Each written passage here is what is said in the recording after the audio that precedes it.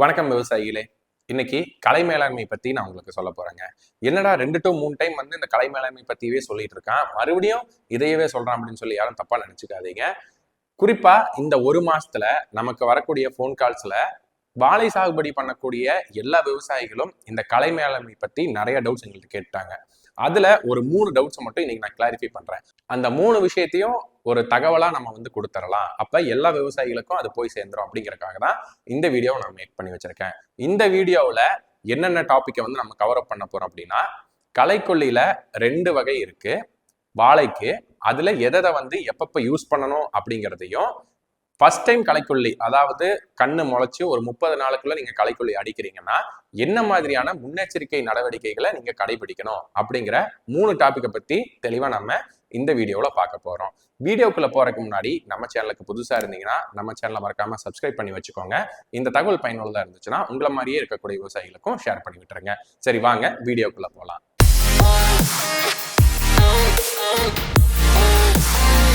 First களைக்கொல்லியோட ரகங்கள் என்னென்ன அப்படின்னு சொல்லி பார்த்துடலாம். வாழை சாகுபடிக்கு நான் பர்சனலா 2 களைக்கொல்லி சஜஸ்ட் பண்ணுவேங்க. ஒன்று குளுஃபோஸ்னேட் அமோனியம், இன்னொன்று பேராக்விட் டைக்ளோரைட். நம்ம பராக் அப்படிங்கிற பேர்ல பேராக்விட் டைக்ளோரைட் அந்த களைக்கொல்லியும், ஜிஐ பவர் அப்படிங்கிற பேர்ல குளுஃபோஸ்னேட் அமோனியம் அப்படிங்கிற களைக்கொல்லியும் சேல் பண்ணிட்டு இருக்கோம். இந்த ரெண்டுமே பிரைஸ் வைஸ் காம்ப்ரமைஸ் பண்ற மாதிரி இருக்கு, ரிசல்ட்ஸ் வைஸ் ரொம்ப சூப்பரா இருக்கு. நம்ம டாப் கேட்டகரியில் இருக்கக்கூடிய களைக்கொல்லிகள் என்ன மாதிரியான ஒரு ரிசல்ட்ஸ் கொடுக்குமோ அதுக்கு ஈக்குவலண்டான ரிசல்ட்ஸ் இந்த களைக்கொல்லியும் கொடுக்குது.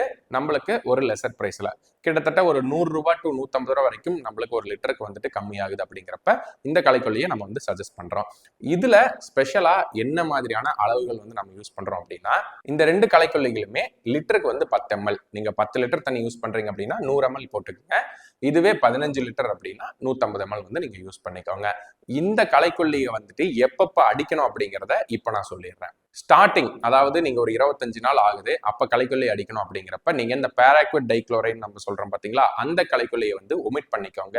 ஏன் அப்படின்னா இதோட புகை, சரிங்களா, நீங்க ஸ்ப்ரே பண்றப்ப வெளிவரக்கூடிய அந்த புகை பட்டுச்சுனாலுமே அதோட தாக்கம் அந்த இலைகள்ல தெரியும். இதுவே குளுஃபோஸ்னேட் அமோனியம், இந்த ஜிஐ பவர் அப்படிங்கிற களைக்கொல்லியை நீங்க யூஸ் பண்றீங்க அப்படின்னா அதுல எந்த விதமான சிம்டம்ஸும் உங்களுக்கு தெரியாது. வாழைக்கு ஒரு செலக்டிவ் ஹெர்பிசைட் அப்படின்னு இதை சொல்லலாம். ஸோ அதனால மேக்சிமம் நீங்க 4 months வரைக்கும் ஜிஐ பவர் அப்படிங்கிறத மட்டும் யூஸ் பண்ணுங்க. மரத்துக்கு மட்டும் இல்லைங்க, மண்ணுக்குமே ரொம்ப நல்லது. அதனால எல்லாருமே இந்த குளுஃபோஸ்னேட் அமோனியம் அப்படிங்கிற களைக்கொல்லியை வாழை சாகுபடி பண்ணக்கூடியவங்க எல்லாமே செலக்ட் பண்ணி வச்சுக்கோங்க. இது 4 மாசத்துக்கு. அடுத்தது எப்படி யூஸ் பண்ணலாம் அப்படின்னா, இந்த ஜிஐ பவர் அப்படிங்கிற களைக்கொல்லியில லிட்டருக்கு 5 மில்லியா கன்வெர்ட் பண்ணிக்கோங்க. இந்த பராக லிட்டருக்கு 10 மில்லியா கன்வெர்ட் பண்ணிக்கோங்க. ஸோ 10 லிட்டர் தண்ணிக்கு 150 ml நீங்க யூஸ் பண்ற மாதிரி இருக்கும். என்னடா 100 ml இருந்து ஒரு 50 ml சேர்த்து போடுறோம் அப்படின்னு சொல்லி நினைச்சுக்காதீங்க. ரெண்டையுமே நம்ம கம்பைன் பண்ணி அடிக்க போறோம். அதனால ரிசல்ட்ஸ் நல்லா இருக்கும். ஸோ அதனால 4 months ஆர் 5 months அது வரைக்கும் ஜிஐ பவர் மட்டும் யூஸ் பண்ணிக்கோங்க.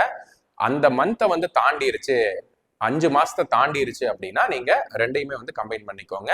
ஜிஐ பவர்ல 50 மில்லியும் பெராக்ல 100 மில்லியும் போட்டுக்கோங்க 10 லிட்டர் தண்ணிக்கு. களைக்கொல்லி அடிக்கும் போது என்ன மாதிரியான முன்னெச்சரிக்கை நடவடிக்கை நம்ம மேற்கொள்ளணும் அப்படிங்கிறத நான் சொல்லிடுறேன். கண்ணு முளைச்சு ஒரு 25 days தான் ஆகுது, 1 மாசம் தான் ஆகுது அப்படிங்கிறப்ப கண்ணை சுத்தி 1 அடி அளவுக்கு, ஓகேங்களா, 1 அடி அளவுக்கு நீங்க கேப் விட்டுருங்க. அந்த இடத்துல அடிக்காதீங்க. அதை சுத்தி இருக்கக்கூடிய இடத்துல அடிக்காம விட்டுட்டீங்க அப்படின்னா அதை கைகளை பிடிக்கலாம். இதனால என்ன ஆகும் அப்படின்னா, கிட்ட அதாவது மரத்துக்கிட்ட வரக்கூடிய அந்த ஒரு சான்ஸ் நம்மளுக்கு கம்மியாகுது. ஸோ நம்மளுக்கு வளர்ச்சி எந்த விதத்திலையும் பாதிக்கப்படாது. அது போக இன்னொரு விஷயத்த ரொம்ப நல்லா ஞாபகம் வச்சுக்கோங்க. சாக்குப்பை இல்லைன்னா ஏதாவது டப்பா கமுத்தி அதுக்கப்புறம் ஸ்ப்ரே பண்ணிக்கோங்க. இதனால என்ன ஆகும் அப்படின்னா, நீங்க ஸ்ப்ரே பண்றப்ப அப்படியே காத்துக்கு அப்படியே புகை மாதிரி வரும். ஸோ அது படாம இருக்கிறதுக்கு இந்த சாக்குப்பையே இல்லை அப்படின்னு அதாவது டப்பா நீங்க கமுத்திட்டீங்க அப்படின்னா அதுல இருந்து நம்ம பாதுகாத்து கொள்ள முடியும். ஸோ இந்த 3 விஷயத்தையும் தயவு செஞ்சு களைக்கொல்லி அப்படிங்கிறப்ப இந்த 3 விஷயத்தையும் நீங்க ஞாபகம் வச்சுக்கோங்க. கலை மேலாண்மை தான் ரொம்ப முக்கியம். அதை கண்ட்ரோல் பண்ணிட்டீங்கன்னாவே உங்களோட ரிசல்ட்ஸ் நீங்க 100% எடுக்க முடியும். இன்னைக்கு இந்த வீடியோவில் களைக்கொல்லிகளை பத்தி நம்ம என்ன மாதிரி யூஸ் பண்ணலாம் அப்படின்னு 2 டைப்பை பத்தி பார்த்தோம். 2வது எப்பப்ப யூஸ் பண்ணணும் 2 களைக்கொல்லி அப்படிங்கிறத பத்தியும் பார்த்தோம். 3வது களைக்கொல்லி அடிக்கும் போது என்ன மாதிரியான ப்ரிகாஷன்ஸ், அதாவது முன்னெச்சரிக்கை நடவடிக்கையில நம்ம கடைபிடிக்கணும் அப்படிங்கறத சொல்லியும் பார்த்தோம்.